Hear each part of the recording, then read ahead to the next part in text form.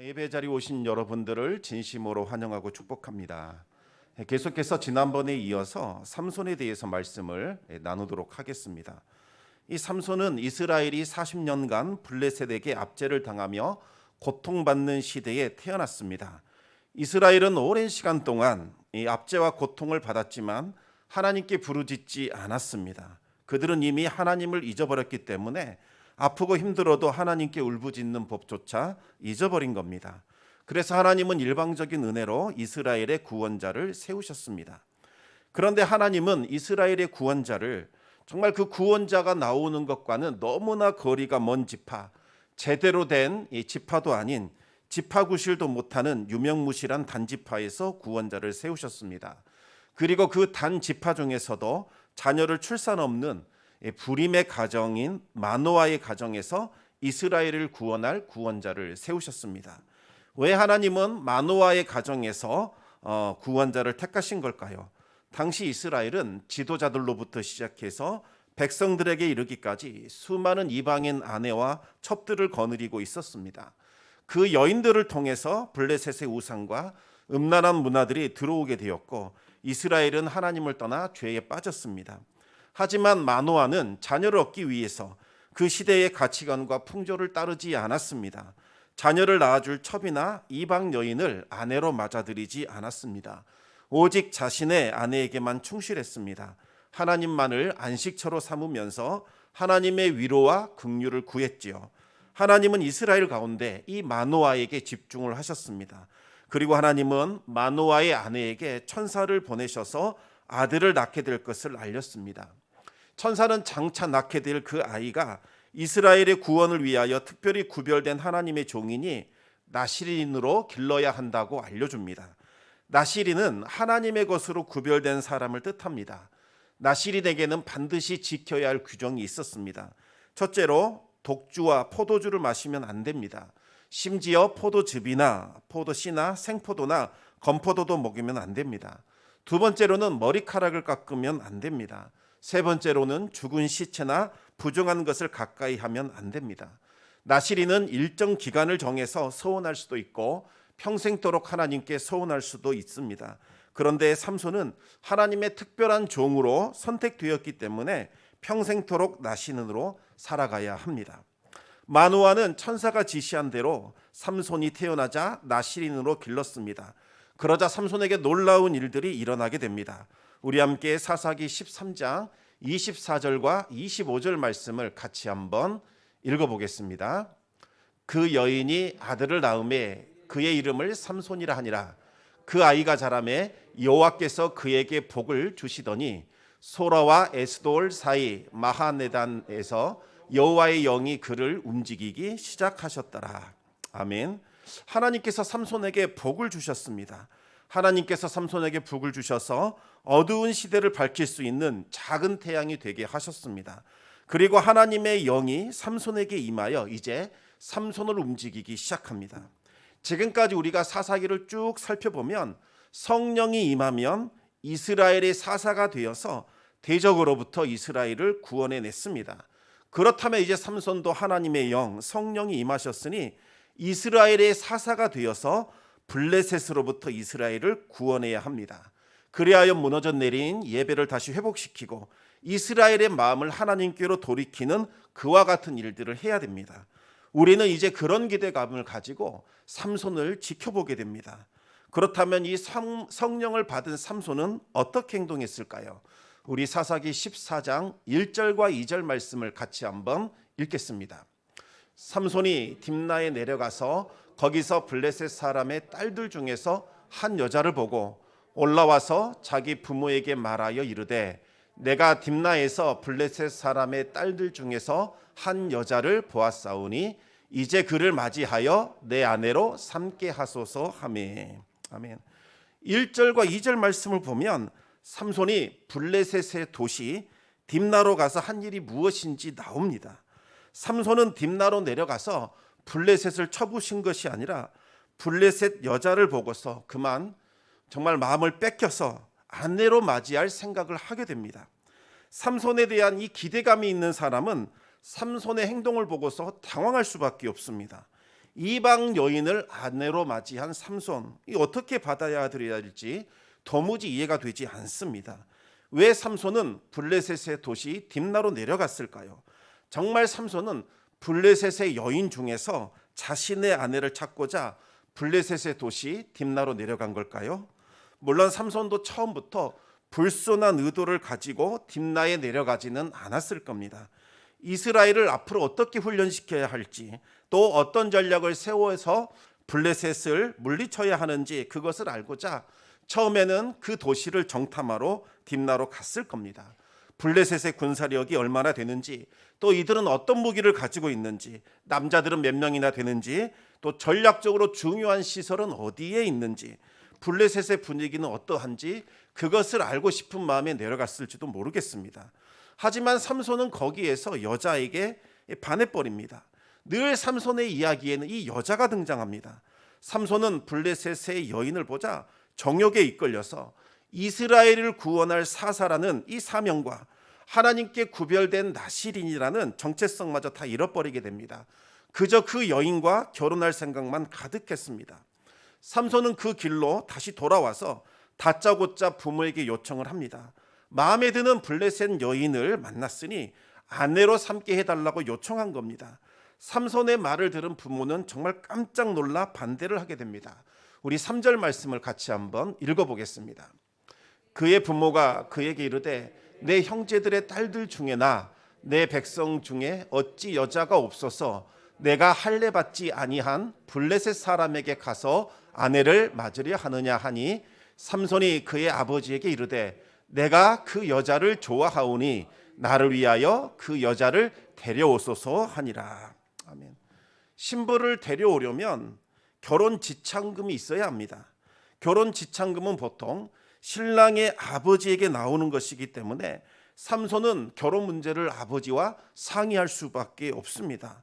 아버지와 상의한다는 것은 아버지의 뜻을 존중하고 따르는 것을 말하는 것이지 아버지의 의견을 완전히 무시해버리고 일방적으로 결정하는 것을 의미하는 것은 아닙니다. 하지만 삼손은 막무가내였습니다. 아버지가 노발대발 반대를 해도 상관하지 않았습니다. 제가 그 여자를 좋아하니 저를 위해서 그 여자를 데려와 주십시오. 그 여자를 좋아한다는 말은 내 눈에 그 여자가 좋아 보인다는 의미입니다. 그 여자를 보면 기쁘다는 겁니다. 그 여인의 신앙은 어떠한지 여기에는 아무 관심이 없고 오직 안목의 정욕과 육신의 정욕이 전부였습니다. 마노아는 삼손을 나실인으로 아주 거룩하게 구별하여 키웠지만 어찌된 일인지 삼손은 거룩함에 실패하게 됩니다. 단순히 여자 때문에 일시적으로 넘어간 것이 아니라 삼손의 마음은 어렸을 때부터 육신의 정욕과 안목의 정욕과 이생의 자랑에 사로잡혀 있었습니다. 삼손은 하나님보다 세상을 더 좋아했습니다.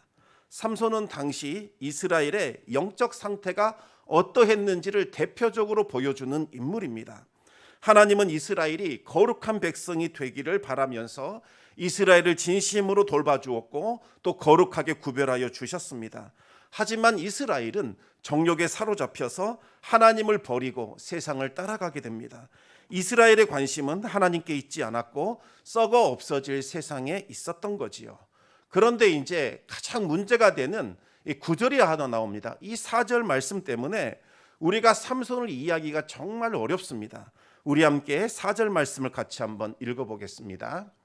그때에 블레셋 사람이 이스라엘을 다스린 까닭에 삼손이 틈을 타서 블레셋 사람을 치려 함이었으나 그의 부모는 이 일이 여호와께로부터 나온 것인 줄은 알지 못하였더라. 아멘. 우리가 읽고 있는 성경은 개역개정 성경인데 개역개정 성경은 이렇게 번역을 해놨습니다.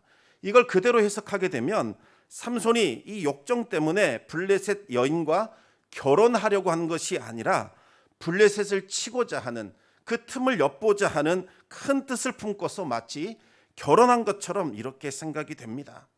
그런데 이게 좀 문제가 있습니다. 왜냐하면 히브리어 원어를 그대로 번역하면 이게 두 가지 해석이 가능하기 때문입니다. 제가 히브리어를 그대로 번역한 것을 읽어드리겠습니다. 그러나 그의 아버지와 그의 어머니는 이것이 여호와께로부터 나온 것인 줄을 알지 못했다. 왜냐하면 그가 블레셋 사람들로부터 기회를 찾고 있었고 블레셋 사람이 이스라엘을 다스리고 있었기 때문이다. 여기서 중요한 것은 블레셋 사람을 치려고 하는 그 사람, 이분이 과연 하나님이신지 아니면 우리 개역개정 성경이 번역한 것처럼 삼손인지 여기에 따라 해석이 완전히 달라지게 됩니다. 그런데 원어를 보고 해석을 하자면 블레셋 사람을 칠 기회를 찾고 있었던 분은 삼손이 아니라 바로 하나님이셨습니다. 그래서 새 번역 성경과 공동 번역 성경을 보면 블레셋 사람을 칠 기회를 찾고 있었던 분은 삼손이 아니라 하나님이었다는 사실을 분명하게 말씀하고 있습니다. 제가 이 부분을 새 번역 성경으로 다시 한번 읽어드리겠습니다. 그의 부모는 주님께서 블레셋 사람을 치실 계기를 삼고자 이 일을 하시는 줄을 알지 못하였다. 그때의 블레셋 사람이 이스라엘을 지배하고 있었다. 삼손은 하나님의 뜻을 이루기 위하여 이방 여인과 결혼을 한 것이 아니라 욕정에 사로잡혀서 자신의 사명도 잊어버리고 정체성도 다 잊어버린 겁니다. 부모의 마음에 대못을 박으면서까지 그 일을 하게 된 겁니다. 하지만 하나님은 이 제멋대로인 삼손을 그대로 버려두지 않으셨습니다. 삼손의 잘못된 이 결혼까지도 사용하셔서 블레셋 사람을 쳐서 이스라엘을 구원할 기회로 삼아주신 겁니다. 비록 삼손은 실패했지만 하나님은 삼손의 실패와 잘못과 허물과 실수와 심지어 그의 죄악까지도 사용하셨고 모든 것을 합력하여 하나님의 선을 이루어 주셨습니다. 비록 하나님께서 세우신 그 하나님의 사람이 실패한다 할지라도 그 실패 때문에 하나님까지 실패하는 것은 아니라는 말씀입니다. 오히려 그 실패를 통해서 하나님은 하나님의 뜻을 이루어 가십니다.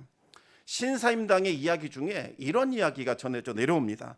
신사임당이 어느 날 잔치집에 초대를 받아 갔습니다. 그런데 어떤 부인이 막 울상을 지으면서 어쩔 줄 몰라하고 있었습니다. 이유를 물었더니 이웃집에서 아주 값비싼 비단 치마를 빌려 입고 왔는데 실수로 그만 얼룩이 묻었다는 거죠. 새 치마를 사서 변상해 줘야 하지만 돈이 없어서 걱정이라며 애를 태우고 있었습니다.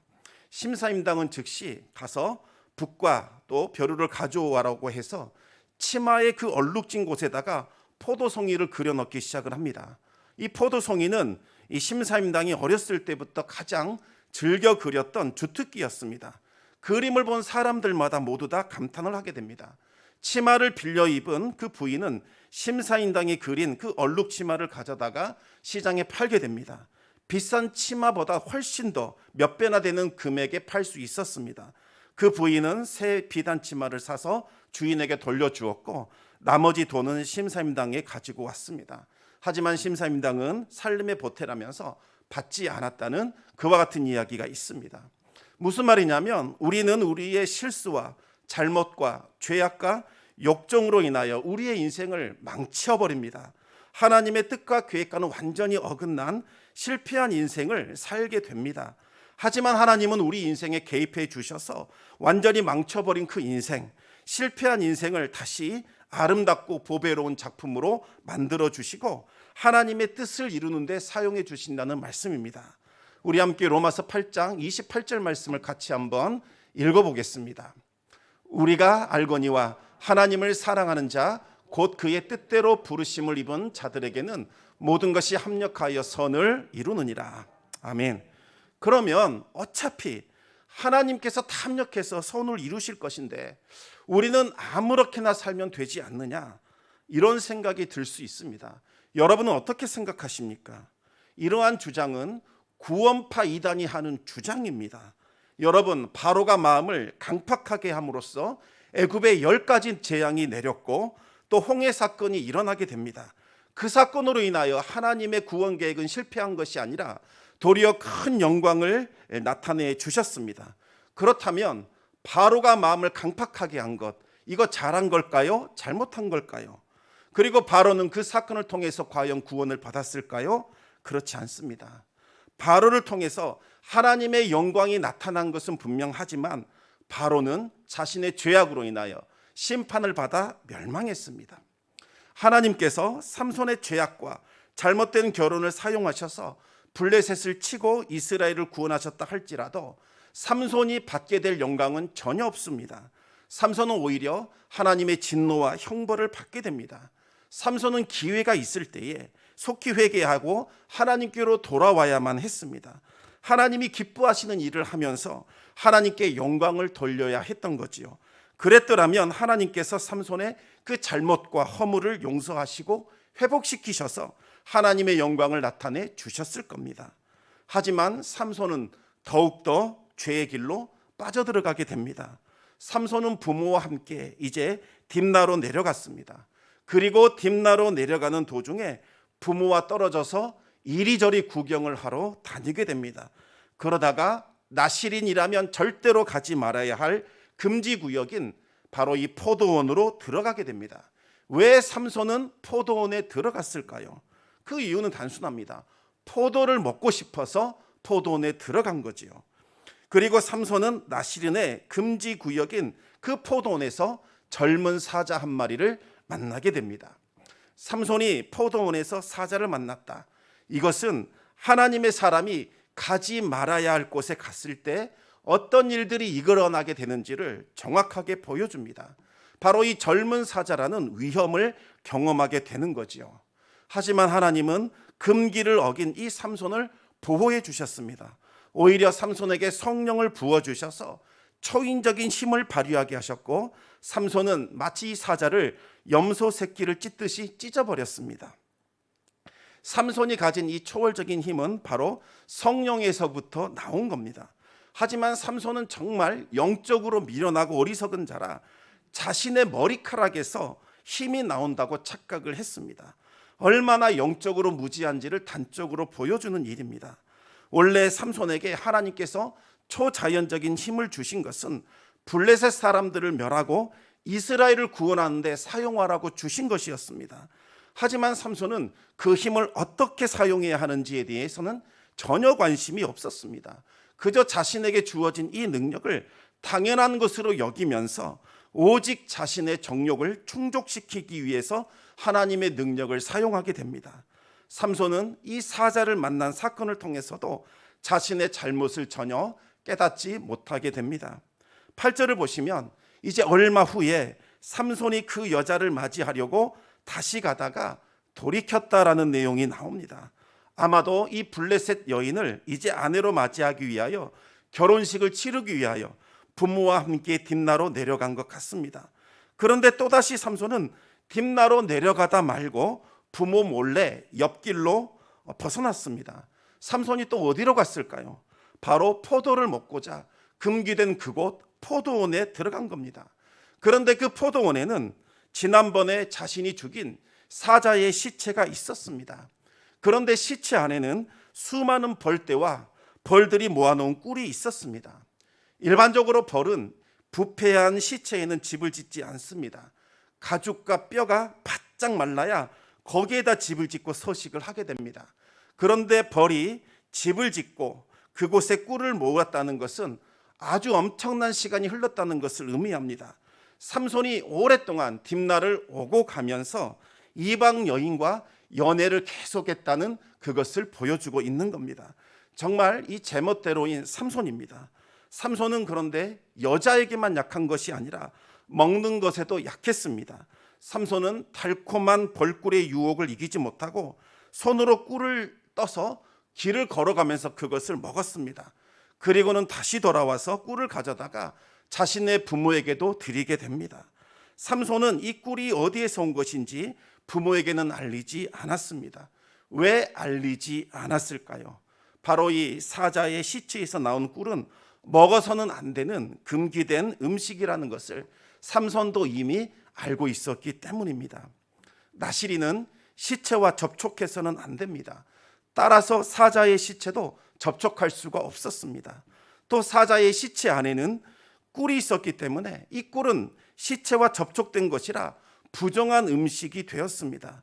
아무리 달콤할지라도 이 부정해진 꿀을 먹어서는 안 됩니다. 이미 삼손은 세 가지나 어기게 됩니다. 포도원에 가서도 안 되고, 사자의 시체를 만져서도 안 되고, 사자의 시체 안에 있는 꿀을 먹어서도 안 됩니다. 그런데 삼손은 포도원에 가서 포도를 먹었고, 사자의 시체를 만졌고, 사자의 시체 안에 있는 꿀을 먹었습니다. 그리고는 그 꿀을 가져다가 부모에게도 먹게 했습니다. 자기 자신만 죄를 지은 것이 아니라 부모도 함께 죄 짓는데 이끌고 내려간 겁니다. 더군다나 이 꿀을 먹은 사건은 이제 곧 있을 거룩한 예식인 결혼식을 앞두고 결혼식을 향하여 가는 길에서 이와 같은 일들이 이루어진 겁니다. 한편 삼손이 블레셋에 가서 치른 결혼식은 유대인의 풍습에 따라 한 것이 아니라 블레셋의 풍습에 따라 결혼식을 진행시켰습니다. 원래대로라면 유대인들은 신부에게 결혼 지참금을 주고 신부를 신랑 집으로 데려와서 신랑 집에서 혼인 예식을 계속해서 치러야 됩니다. 하지만 삼손과 그의 아버지는 블레셋의 풍습을 따라 신부 집으로 가서 일주일간 혼인잔치를 하게 됩니다. 그런데 일반적으로 신랑을 맞이할 때에는 젊은 여자들이 나옵니다. 하지만 어찌된 일인지 삼손을 맞이하러 온 사람들은 30명의 젊은 남자들이었습니다. 젊은 남자들을 삼손에게 붙인 것은 아직도 삼손을 적대적으로 여기고 있다. 그리고 삼손의 일거수일투족을 경계하겠다는 그와 같은 의미가 들어 있습니다. 하지만 삼손은 여전히 그들에게 우호적으로 대했고 그들과 뒤섞여 살면서 함께 죄를 먹고 마시며 공존하는 삶을 살기를 원했습니다. 삼손은 이 잔치의 분위기를 띄우고자 베옷 30벌과 겉옷 30벌을 내걸고서 수수께끼 문제를 내게 됩니다. 블레셋 사람들은 30명이 머리를 짜내면 충분히 풀 수 있으리라 확신을 했습니다. 하지만 그 문제는 삼손이 자신이 체험했던 아주 독특한 문제였기 때문에 아무도 풀 수가 없었습니다. 결국 이 블레셋 사람들은 삼손의 아내를 협박해서 해답을 알아내게 되었고 삼손은 비열한 방법으로 해답을 알아낸 이 블레셋 사람들에게 화가 나게 됩니다. 바로 그때 성령이 삼손에게 임했습니다. 삼손은 블레셋의 도시인 아스글론으로 이끌려 가게 됩니다. 그리고 삼손은 아스글론에서 30명의 사람을 죽이고 베옷 30벌과 겉옷 30벌을 노략해서 수수께끼를 푼 사람들에게 주고는 화가 나서 그냥 고향집으로 돌아가 버리게 됩니다. 그러자 삼손을 평소에 못마땅하게 여겼던 삼손의 장인이 삼손의 그 아내를 결혼식에 왔던 들러리에게 시집을 보내버립니다. 이로 인하여 삼손은 다시 격분하게 되고 또다시 블레셋을 치는 일들이 반복하게 됩니다. 블레셋은 40년간 이스라엘을 약탈하며 억압했던 원수들입니다. 그들은 우상 숭배와 음란한 세속의 문화를 통해서 이스라엘을 멸망의 길로 이끌었고 또 지금도 이끌어가고 있습니다. 이스라엘은 마땅히 블레셋과 싸워 그들을 쫓아내야만 했습니다. 하지만 어찌된 일인지 이스라엘은 블레셋의 그 우상 숭배와 문화의 매료가 되어서 블레셋과 분리될 생각도 없었고 그들과 맞서 싸우고자 하는 생각도 없었습니다. 하나님은 삼손을 사사로 세우셔서 블레셋으로부터 이스라엘을 구원하기를 원하셨습니다. 하지만 삼손도 역시 이스라엘처럼 블레셋이 주는 그 육신의 정욕과 안목의 정욕과 이생의 자랑에 이끌려 블레셋과 적당히 타협을 하면서 뒤섞이고 함께 죄를 지으며 살아가기를 원했습니다. 삼손이 하나님이 주신 이 사사로서의 사명감 그리고 정체성까지 버려가면서 정욕에 빠져 블레셋과 뒤섞이는 결과가 과연 무엇이었을까요? 삼손이 얻은 것은 하나도 없었습니다. 삼손은 아내와 사람들에게 배신을 당했고 온 60벌을 잃게 됩니다. 결국에는 사랑하는 아내마저도 들러리였던 친구에게 빼앗기게 됩니다. 그런데도 삼손은 정신을 차리지 못했습니다. 자신의 사명과 정체성을 망각한 채 블레셋과 계속해서 짝하며 살아가게 됩니다. 하지만 그 결과는 너무나 처참했습니다. 두 눈은 뽑혔고 쇠사슬에 묶여서 블레셋 사람들의 놀이개로 전락하게 됩니다. 하나님은 삼손을 통해서 하나님을 떠난 이스라엘의 모습이 어떠한지 적나라하게 보여주셨습니다. 이와 같은 삼손의 모습은 오늘날 우리들의 모습이기도 합니다. 하지만 하나님은 삼손을 포기하지 않고 끝까지 붙들어 주셨습니다. 밑바닥에 버려진 삼손을 찾아오셔서 삼손이 잃어버린 정체성을 다시 회복시켜 주시고 다시 일깨워 주시고 삼손에게 주신 사명을 다시 이룰 수 있도록 마지막 힘을 주셨습니다. 삼손에게 마지막 기회를 주셔서 삼손이 사사로 활동했던 20년의 삶보다도 마지막 죽었을 때가 훨씬 더 영광스럽게 해 주셨습니다. 사랑하는 성도 여러분, 오늘 이 삼손을 통해서 우리에게 주시는 하나님의 말씀이 있습니다. 성도의 이 정체성을 지켜서 세상과 구별되는 삶을 살라고 하나님께서 말씀하고 있는 겁니다. 또 하나님께서 우리에게 주신 이 사명을 기억하며 잊지 않기를 하나님께서 우리에게 당부하고 있습니다. 이 세상이나 이 세상에 속한 것들을 사랑하지 말고 영원한 하나님 나라를 사모하며 믿음으로 순례의 길을 걸어가라고 우리 주님께서 말씀하고 있습니다. 그러면서 우리가 어떤 사람인가? 이 세상과 짝하며 살아가는 존재가 아니라 세상을 이기고 승리함으로써 믿음으로 살아가는 성도들이 되라고 우리 주님께서 말씀하고 있습니다. 다시 한번 우리의 모습을 돌아보기를 원합니다. 우리 안에 어떤 열망이 우리를 사로잡고 있는가? 하나님 나라에 대한 열망, 거룩함에 대한 열망, 하나님의 말씀을 쫓아 살고자 하는 그 열망이 우리를 이끌고 있는지, 아니면 삼손에게 임했던 그와 같은 정욕에 이끌려 세상과 짝하며 죄를 먹고 마시며 살고자 하는 그와 같은 욕망이 우리를 사로잡고 있는지 돌아볼 수 있기를 원합니다. 우리 모두 다 우리 자신을 살피면서 우리 안에 숨겨져 있는 죄악들 다시 하나님 앞에 내어놓고 하나님 앞에 거룩함을 회복함으로 하나님이 맡겨주신 그 사명을 감당하고 또 성도로서의 정체성을 우리가 회복하며 영원한 하나님 나라를 바라보며 믿음의 길을 걸어갈 수 있는 귀하고 복된 성도의 삶이 이루어질 수 있기를 우리 주님의 이름으로 축원합니다. 이 시간 우리 함께 말씀을 기억하며 하나님 앞에 기도하는 시간을 갖도록 하겠습니다. 오늘날 왜 교회가 힘을 잃어버렸을까? 오늘 말씀을 통해서 우리는 그 이유를 분명히 알게 됩니다. 단순히 교회의 크기가 작아졌기 때문도 아니고 성도의 숫자들이 덜 모이기 때문도 아니라는 것을 알게 됩니다. 하나님은 정말 성령을 부어주셔서 정말 이스라엘을 구원하시기를 원하시고 블레셋으로부터 정말 해방시키기를 원하시는데 성령을 부어줄 사람이 보이지 않았습니다. 그리하여 정말 말도 안 되는 사람, 정말 영적으로 무너져버린 그 삼손에게 하나님의 영을 부으셔서 하나님의 일을 이루고 가시는 것을 보게 됩니다.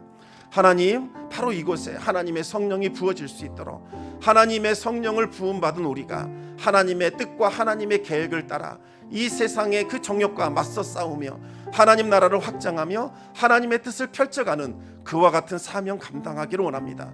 특별히 우리 교회가 이제 주님을 바라보게 하여 주시고 하나님께서 비추실 그 영광을 바라보며 주님 앞에 나아가는 교회가 될 수 있도록 역사하여 주시고 우리 모든 성도들이 한마음 한뜻이 되어 하나님 나라를 확장시켜 나아가는 사명 가운데 동참할 수 있도록 주님 역사하여 주시옵소서. 우리 같이 그와 같은 기도를 드리며 우리 주님 앞에 나아가겠습니다.